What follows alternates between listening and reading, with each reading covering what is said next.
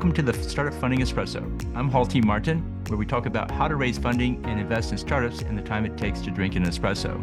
If you have a question about startup funding or investing, please go to the website, startupfundingespresso.com, and type in your question into the chat bot in the lower right corner to receive an answer. I hope you enjoy this episode. Hello, this is Hall T. Martin with the Startup Funding Espresso, your daily shot of startup funding and investing. DAO stands for Distributed Autonomous Organizations. A DAO is a group of people who join together for a common purpose. A DAO is run by its members and uses tokens to incentivize and reward the members for their contributions. Tokens give the members rights such as voting, governance, or access. DAOs are different from crowdfunding portals in that they create a group which has the ability to determine the policies and direction of the DAO.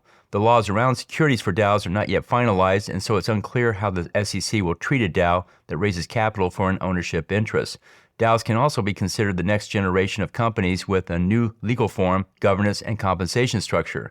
DAOs can move faster than traditional companies and serve the needs of its members more effectively by giving them control over the direction of the entity. DAOs can be used for social, political, and economic initiatives. In the early days, many DAOs were scams in which the members lost money. DAOs hold the promise of providing an internet that serves everyone and not just a few.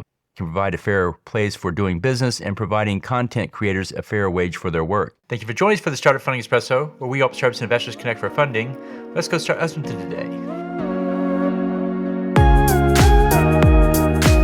Hall T. Martin is the director of Investor Connect, which is a 501c3 nonprofit dedicated to the education of investors for early stage funding. All opinions expressed by Hall and podcast guests are solely their own opinions and do not reflect the opinion of Investor Connect. This podcast is for informational purposes only and should not be relied upon as a basis for investment decisions.